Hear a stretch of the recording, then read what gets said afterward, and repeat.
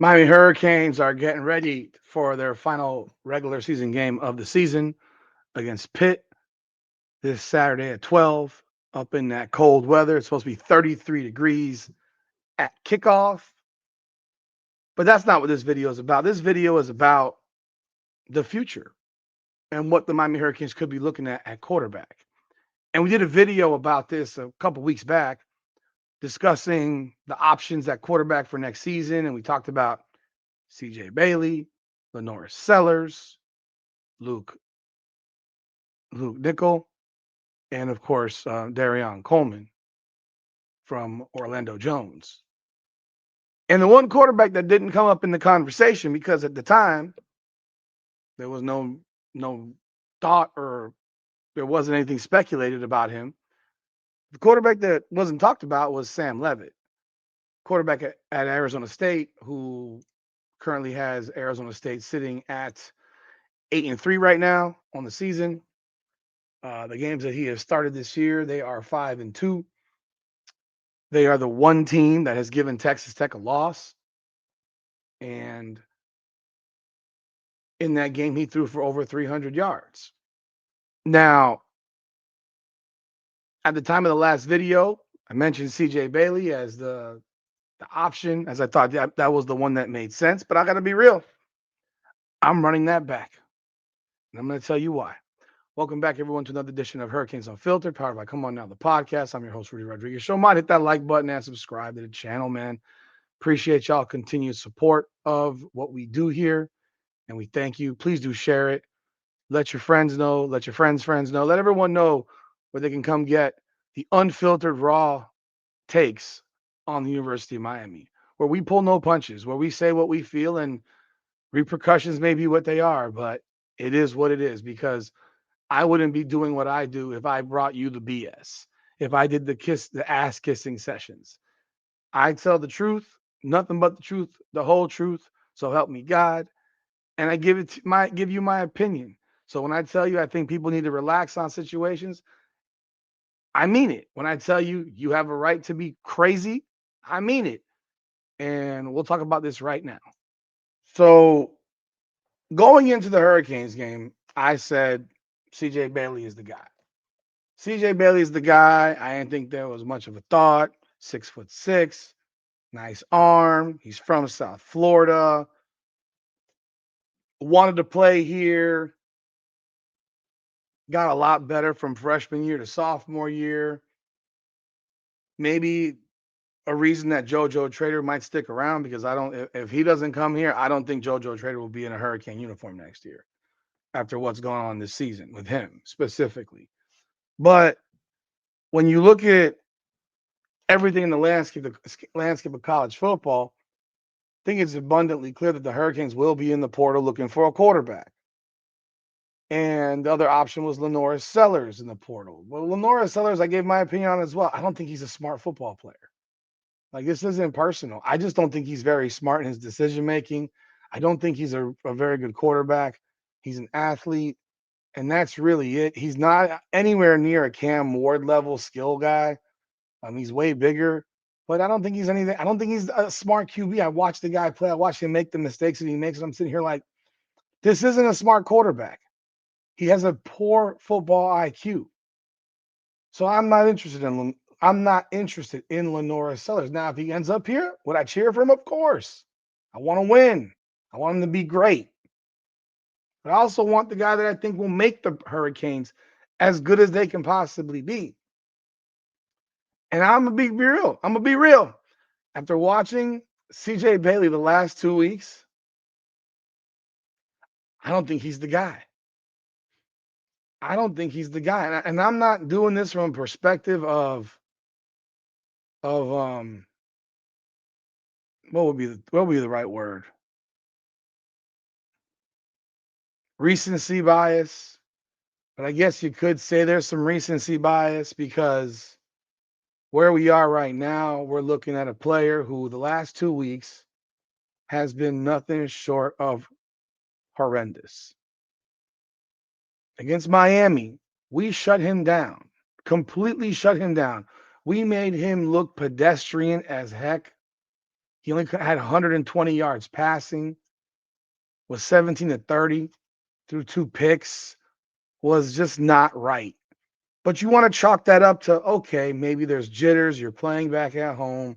You want to win so bad. You're trying so hard, and it just ain't working out, right? You can look at it from that way, and you want to give him the benefit of the doubt. But what you would expect a week later against a Florida State defense on your home field that has a lousy secondary, that's a mediocre team, and you're welcoming into your building and you play how he played. And he played like crap. He ended up 18 to 25, good percentage, 152 yards, 2 touchdowns, no interceptions. Great. He erased the picks. He threw a touchdown in the last possession when it was 14-11, and they decided to go for it. Tight end made a great play. Throw was there. Tight end made the play that a tight end's supposed to make. The type of play that Alex Bauman and and in the past Elijah Lofton have failed to make for the Hurricanes. But I watched the game. He looked jittery. He looked similar to how he looked against Miami. He didn't look good. And that's Florida State's defense, which we know isn't good. You can look at his other games. I mean, he had a great game against Georgia Tech. Georgia Tech can't stop anybody. You can say the same thing about Florida State. They can't stop anybody. So what happened? Where did it go wrong that you couldn't put yards up on Florida State on your home field? And against Notre Dame, terrible, 186 yards. They beat Virginia. He threw for 200 yards. Like, you look at these games, they beat Wake Forest. He threw for 201. Like, now I'm doing a little bit deeper analysis of him. Against Pitt, they got blown out. He threw for 225, 3 touchdowns. I just don't know anymore. Like, he lost to Virginia Tech and threw for 240. He elevated against Duke and they still lost. They're 6-5. They're a mediocre football team when it comes to results. But I see a lot of holes now that I really was trying to avoid looking at. And I'm not even saying that this is about Sam Leavitt. This is more about CJ Bailey and him not being the guy. You can't look like this in 3 or 5 games. And I mean, hell, 4 or 5 games realistic. I don't care about touchdown passes. You threw for 225 yards and your team got beat 53-34. So yeah, I have reservations now about CJ Bailey. I'm thinking that Sam Leavitt might be the shot, might be the choice. He might just be the choice. This is a guy that last year had his team in the college football playoffs. They won their conference championship. They went 11-2. They lost to Texas in the playoffs, a game that most of us thought they should have won. He's been solid. Leads wins. Like, I think a big thing is that you know how to win. And I don't know that CJ Bailey at the college level knows how to win. I understand they had Cam Scatterboo last year on that team, but this year's team is 8-3. He's the only one that's given Texas Tech a loss. He's a winning quarterback. And I think that's something that really needs to start being analyzed, is if you are a winner. If you're going to go the direction of a transfer, go the direction of a guy who's won. He's 6'2", 205. He's not a big dude. This year he's thrown 10 touchdowns, 3 picks, 1,628 yards. Again, he's missed some games. He's only played in 7 of the 11 games. But I got to wonder now. And I'm not saying I'm 100% certain about it. I don't think there's a 100% answer on this question.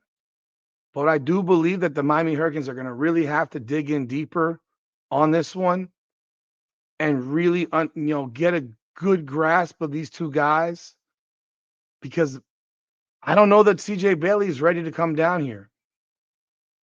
I don't know that the Miami Hurricane game really affected him to the point where maybe he lost some confidence. Because that Florida State game, bro, I watched it. He sucked. He sucked. He wasn't good. He wasn't good. They weren't good. FSU's not good. And you damn near lost to FSU on your home field. It took FSU literally handing them the game, people. FSU fumbled back-to-back punts in this game. It's 14-11. Punt. FSU fumbles the punt, muffs the punt. I think that was the one where the ball hit the player's helmet and then rolled back, and the punter ended up landing on it. The next one, the punt goes to, and then they get stopped. They punt again.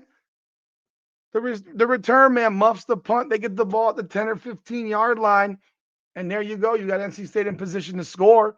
Heck, FSU had stopped them. It was 4th down. They decided to go for it. I thought that was the right decision. Because if you don't make the, if you hit the field goal, you're only up 6. They still need a touchdown to beat you. I don't know that FSU could have beaten them because FSU's offense is pretty shitty. Despite the numbers of the beginning of the year, their offense sucks too. Think about this. FSU scored 11 points. NC State can't stop anybody. That means Tommy Castellanos couldn't move the ball against that defense. The defense is terrible. So, yeah, I wasn't impressed. I wasn't impressed. I don't know if that loss to Miami really messed with this kid or not. But I gotta tell you, the more I'm watching, the more the more I've watched in the last couple of weeks. Really FSU, because the Hurricane game, I'm a Hurricane fan. I was there. And I'll be real, he looked like shit in that game. We made him look like shit, but he looked like shit. He looked terrible. It was a combination. There was something off. And now you're coming here and you're looking at, well, do I want to go with a guy who's a winner, who wins, who over the last 2 seasons is 16-5 as a starter, got to the college football playoff, has been in the biggest moments, has won a conference championship game. Heck, Sam Leavitt beat the Iowa State team. Did I say that Leavitt had Scatterboo? Scatterboo was on. Wait, what team was Scatterboo on? I forgot. He was on Arizona State, right? Yeah, Arizona State. So yeah, he had Cam Scatterboo last year. But you got to remember, we lost. The Hurricanes lost to the Iowa State team that Sam Leavitt and Arizona State crushed in the conference championship. We lost to that team in the bowl game. Now, we do believe that if we would have won that game, but they shut that team down. They scored on us at will because our defense couldn't stop anybody last year. But he beat that team last year, and we lost to that team. So this guy has won in the biggest settings.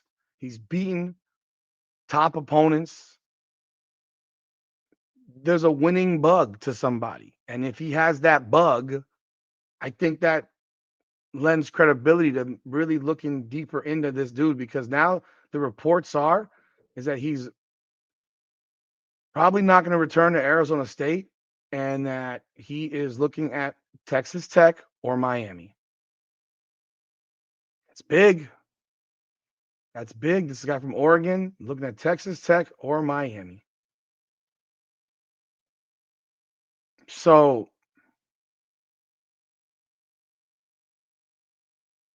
yeah, we'll see. We will see. But y'all let me know your thoughts in the comments. Who would you prefer? Would you prefer CJ Bailey? Would you prefer Sam Leavitt? Or would you prefer to go a different direction? Would you prefer to go with one of the guys that we, Nickel or Coleman or Sellers? Y'all let me know your thoughts in the comments. But I'm leaning towards Sam Leavitt now. But I'd love to hear what you have to say. I appreciate y'all. Hit that like button, subscribe to the channel, and ring the bell. Leave a comment. This is Hurricanes Unfiltered, powered by Come On Now, the podcast. Come on now.